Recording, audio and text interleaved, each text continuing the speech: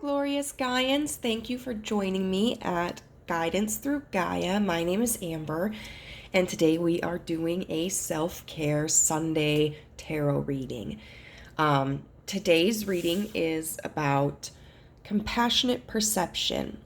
And in the book, this talks about our perception of others and situations outside of ourselves. But since this is a self-care message, I am going to be discussing the concept of compassionate perception in regards to yourself.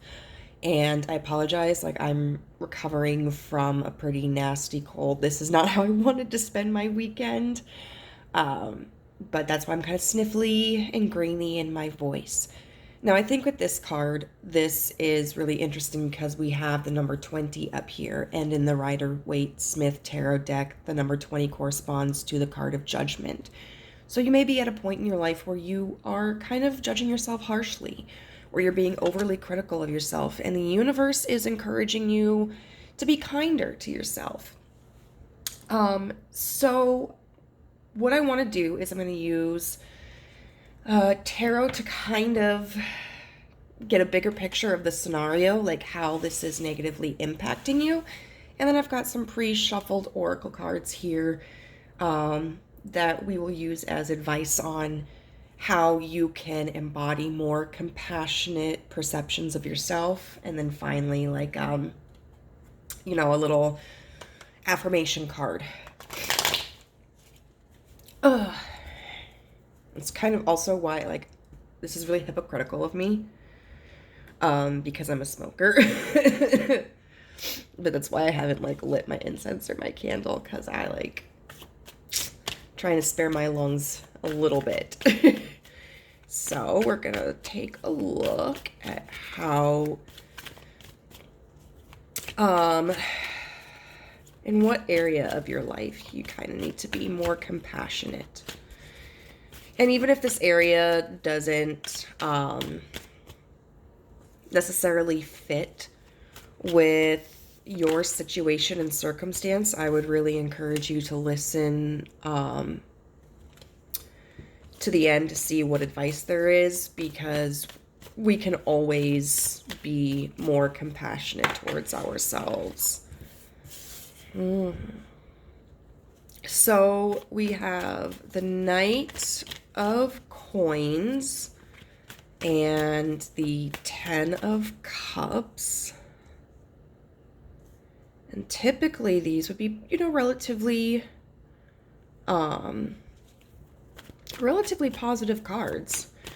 But in terms of maybe how you're not being compassionate towards yourself. The Knight of Pentacles is someone who is very reliable, but very slow.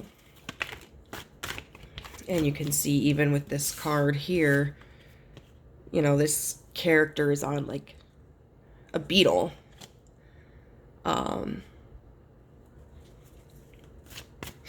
Definitely not the slowest creature in the world, but in comparison to large mammals and birds and whatnot, certainly not what we would consider something fast and productive. Okay, then the Queen of Wands. So it really looks like in your life you're searching for something that will help you feel emotionally fulfilled and empowered. The 10 of Cups is about total emotional fulfillment. And the Queen of Wands is really about, we've got the 2 of Cups clarifying the Knight of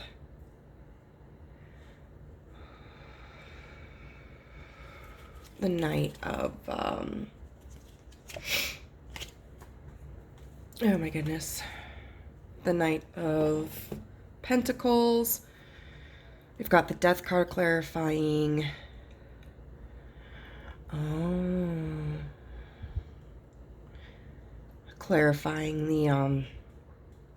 10 of Cups, and then the King of Cups in reverse clarifying the Queen of Wands. Okay, so to continue, sorry for the distraction. The Queen of Wands is somebody who is very confident, who understands that she has everything that she needs to create the reality that she wants. She is not somebody who asks for anything. She's very much the embodiment of I do not chase, I attract. You know, she's a very big manifester. This, especially because we have several Cups cards here. And with this Two of Cups, and this is one of my favorite Two of Cups in any deck that I own. You know, it's a very beautiful embrace here. This may deal with a partnership. A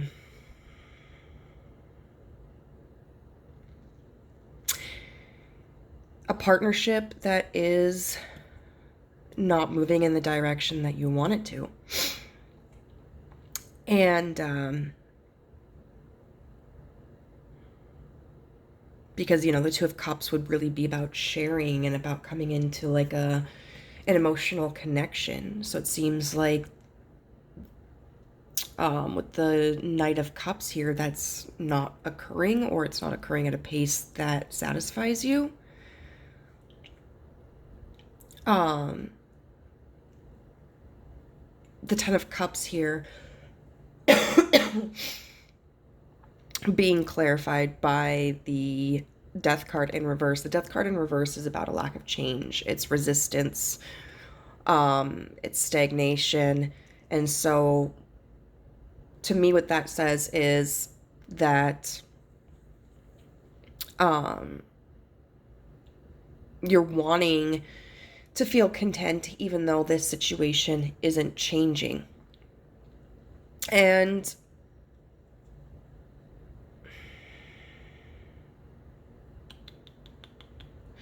it's interesting here because we have a queen clarified by a king. And they are two different courts. We have the Queen of Wands and then the King of Cups in reverse. So there seems to be a certain level of incompatibility. So right now, it seems like you're really wanting to embody this Queen of Wands energy. Just to be content where you are, waiting for something that you know is going to be what you're looking for. And it seems that if there's a particular person that you kind of have your focus on, that this person is embodying the King of Cups in reverse, which is somebody who is really emotionally restrictive. Not open with their feelings, maybe not even in touch with their feelings. And, you know, I'm not somebody who is particularly fond of gender roles. I do like, though, kind of the discussion in spirituality that we have about like feminine and masculine energy. And that, you know, to be a healthy person, we kind of have to have a balance of both. And that in feminine energy tends to be more about like nurturing and being more passive. And masculine energy tends to be more action oriented. And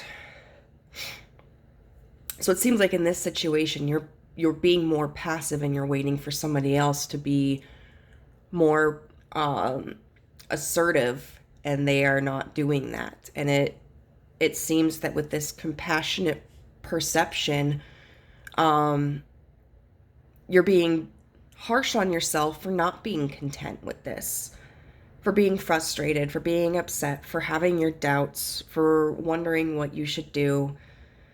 And if this is resonating with you at all, even if this resonates in a context that's different, like outside of a romantic interest, but there's maybe something that you want that you feel will be emotionally fulfilling, but is not happening in the way that you want it, or not happening at all, and you're struggling to be okay with that. Like, that's a normal thing.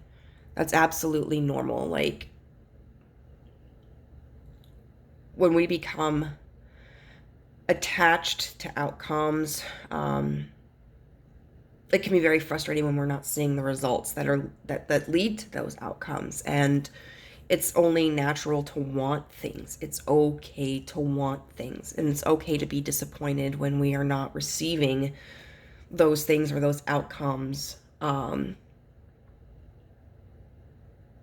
the universe really wants you to take a step back and not be so harsh on yourself over it. You know, you don't have to be this unshakable pillar of confidence where it's like, you know, it's whatever, I don't care if it doesn't happen. There was a reader a while back who I watched a video of, who made the comment, like,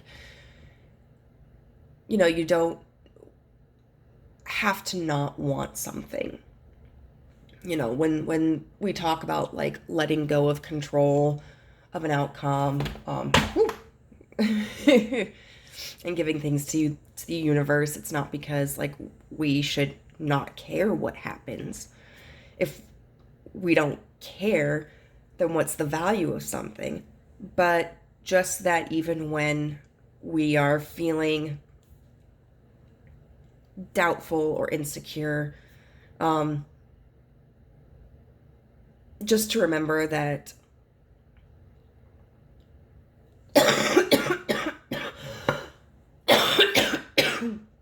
oh my goodness, just to remember that we do have everything we need within ourselves, and that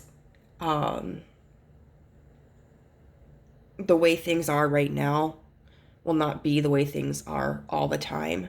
It could be that this opportunity that you want will come at a later time, or maybe a different opportunity that will be better suited for you will come along. But now I want to pull these oracle cards to give us insight into how you can really develop this energy of compassionate perception. So we've got Hestia, which is the goddess of sanctuary. No matter where I am home. The most sacred sanctuary is found within me. We have number 6, the worker, affirmation, I enjoy getting in touch with who I am as an individual. We have chrysoprase, allow yourself to receive. We have Imbolc, which is awakening. And then we have limitations, inspire innovations, card 52.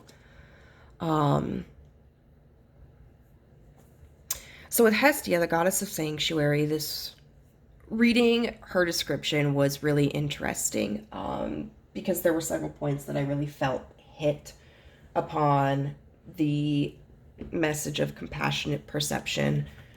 I literally just read this, but my brain has tiny chickens in it. If anybody used to watch the Vlogbrothers, you might get that reference. It's been such a long time, but I always enjoyed them.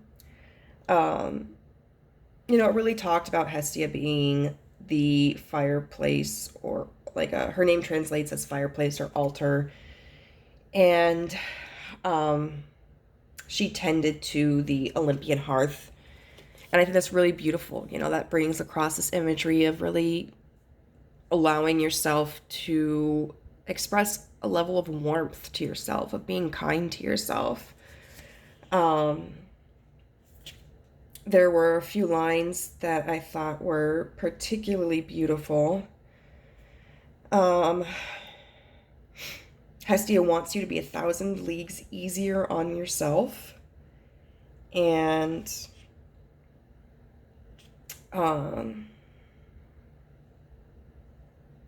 that she is the most drama-free. of all the gods and goddesses. And, I think that's important because sometimes when we're in a situation where the outcome isn't happening that we want to, we can kind of put the blame on ourselves.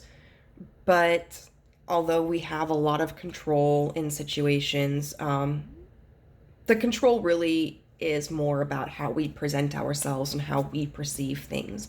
When there are other people involved, particularly in situations that involve romantic feelings, we can't control how the other person responds.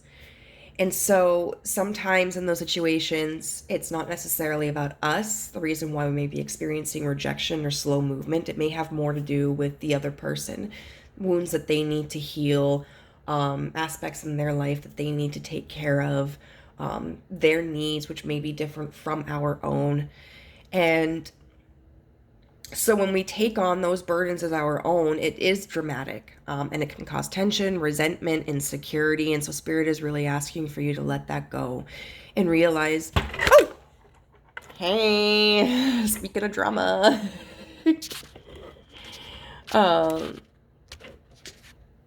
and really like, oh my goodness, how am I gonna do this? Okay, I think we're fine. I think. Knock on wood, but not really, because that'll cause another collapse. Really clear your mind and create a place in yourself that's a sanctuary. Fear, insecurity, and all those kinds of feelings certainly have important roles in our lives, but there are often times when they become so overpowering that their purpose is obsolete at that point. And really, we should be able to spend time with ourselves in a way that's comforting and honoring our own value. And so if we're spending too much time worrying or doubting or being harsh on ourselves, we're really robbing ourselves of that opportunity. We have the worker. I am getting in touch with who I am as an individual. I think it's interesting. This card is the card number 6. And we have this representation here.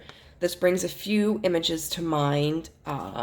Number 6 is in the Rider-Waite-Smith Tarot, the card of the Lovers, which can talk about soulmate energy, but also talks very heavily about choices. Then here with this imagery, I kind of have 2 interpretations of this. It kind of reminds me of, like, obviously the Death card with the scythe here, but also kind of reminds me of the Hermit. And this imagery is kind of dark, just for the fact that a lot of times when we see a scythe here, we think of death. And with this woman, she kind of reminds me of a nun. And that can be kind of intimidating for us if we are particularly looking for a romantic relationship, because Catholic nuns are not allowed to enter into that. But in spite of kind of like this somber imagery, we have this beautiful sun here and these beautiful sunflowers, which are very much Leo energy, very much like positive sun and strength energy. There was something interesting in this that I thought was kind of pertinent. Let's see.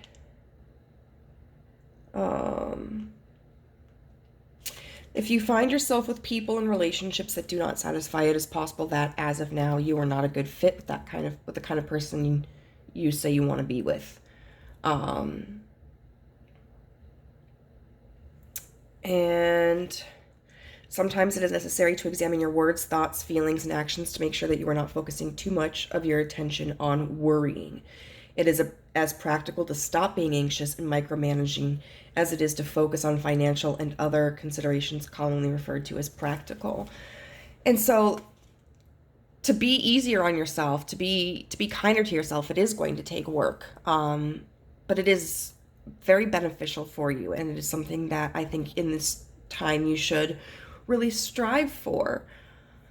Um, you know, death is about change, and then the hermit is all about going within yourself. Taking time for yourself to kind of get your feelings and your thoughts sorted out, and to meditate and to find peace with this situation.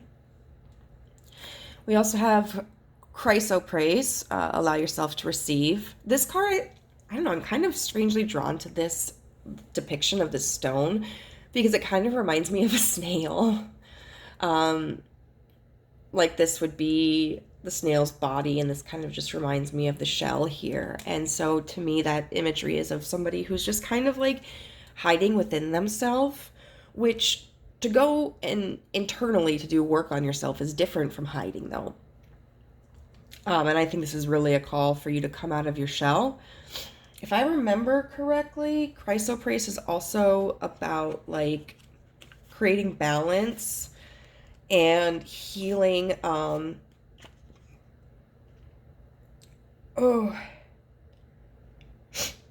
gosh, sorry. Healing like codependency. In particular, it says, if you notice yourself feeling guilty or uneasy when others give to you, shift your attitude so you can embrace what they have to offer you. It can sometimes be easier to give than to receive, but receiving help from others is a necessary component of a healthy lifestyle. And I think this is speaking on a few things, like be open to receiving from yourself. You may be somebody who is so used to giving to others that you may not know how to give to yourself. And I think this is a call to really practice that and learn that skill. And I think it's also reminding yourself, like, sometimes it's so easy to give to other people that we don't consider what we are receiving in return. And there is this saying, an ex-boyfriend of mine used to say this all the time: love is giving without the expectation of getting anything in return. And while I think certainly that is very true, that is not what makes a relationship either, or a connection. At some point, to be a genuine, healthy connection, the other person has to reciprocate their offerings, and it may not be in the same ways that you are able to, and it may not be the same quantity that you are able to, but they should be able to offer something. Then we have Imbolc with Awakening, and I think this is such a beautiful card. We're seeing how everything has come to fruition, everything is growing. We've got the lambs back here, we've got all of the flora.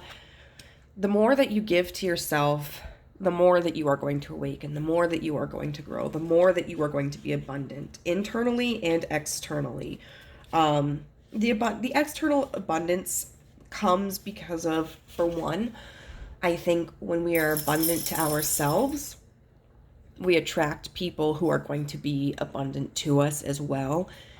And two, we are also able to discern the people who are not going to treat us with abundance. And we are going to be able to realize, like, that may be all they can give, but I deserve more. I want more. Oh,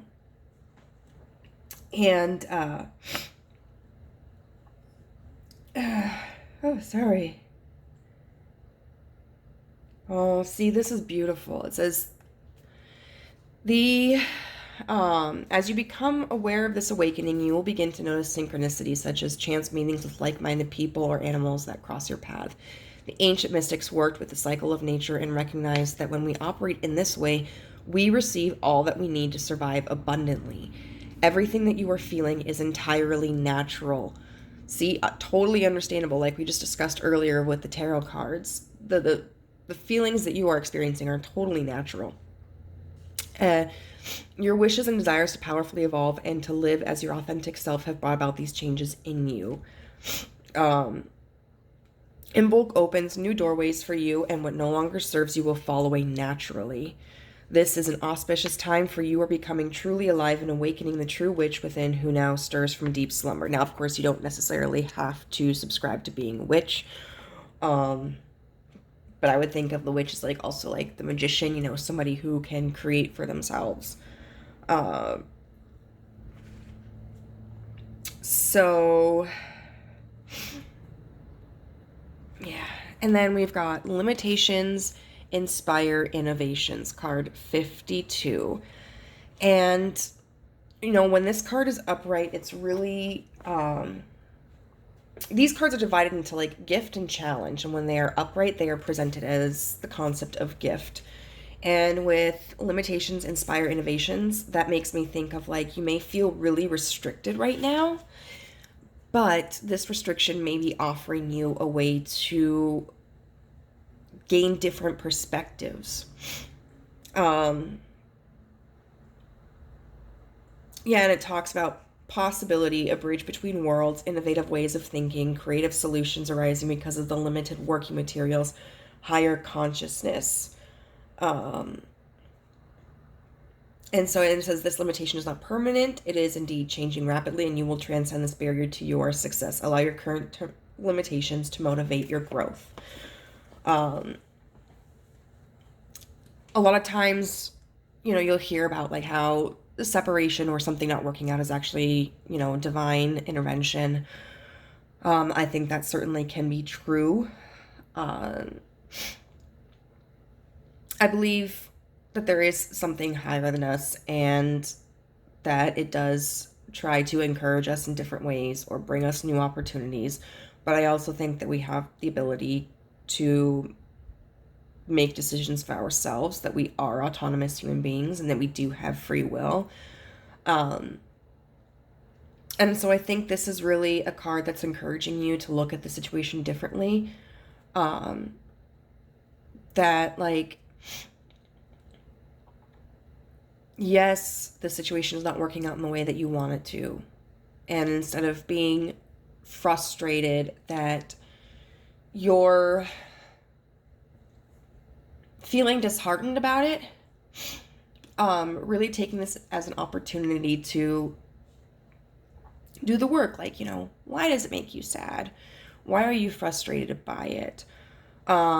Is this an opportunity worth waiting for? Or do you want to put yourself out there and look for a new opportunity? How are you being overly critical of yourself? And in what ways can you be kinder to yourself? And so right now, this is very much like the advice is very work internally. Sometimes the advice cards may be more like take this action or don't take this action, but I think this is really calling for you to do intellectual work. You know, go through your headspace and kind of declutter it. I know that when I have had to do this, I've had to look at situations and go, okay, is what I'm feeling appropriate or inappropriate? For example, like if I'm upset because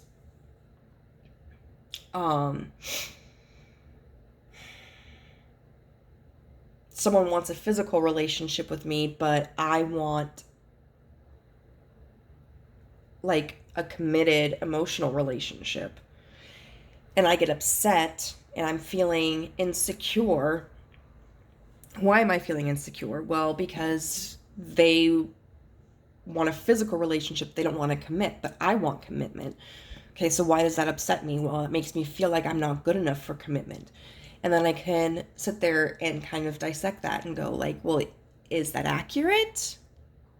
Is this a situation where I need to change my actions or to change my thought process? And in a situation like that, that's where I need to change my thought process. You know, that was a situation where it took about like 3 days of me kind of meditating, and by meditating, it was mostly like me sitting outside at night smoking a cigarette thinking about this. But then I realized, like, you know, what someone does or doesn't want from me is not a determining factor of my worth, you know. that's a reflection of their needs, of what they can give, of what they're going through, and it's not a reflection of my value. So I would definitely kind of consider that, you know, taking a look at what you're feeling and thinking like, is this a situation where I need to change my actions, or is it a situation where I need to change my thought process? If anything even needs to change. And so I think I might want to get 2 like affirmation cards.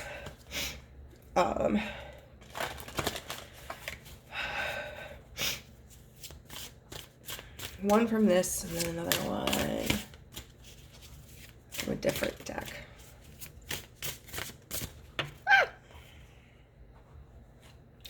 There is no reason to deprive your body of love, beauty, creativity, and inspiration. I experience ecstasy in my body and soul.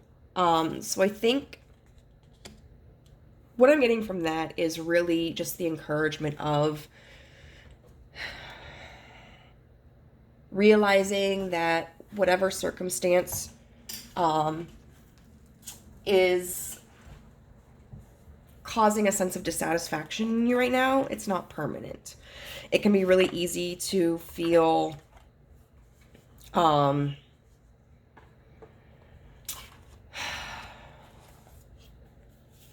like, you know, this is the way it's going to be for forever, to feel very hopeless. But just remember, it's not always going to be like that. And I think this is also a call for you to like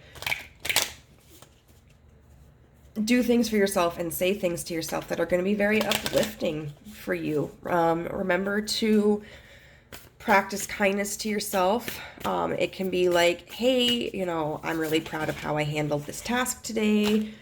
I did really well on it, or I was able to do it more quickly than I have in the past, or wow, my hair looks really good today, or I tried a different outfit on or a different style of makeup and I really like it, or I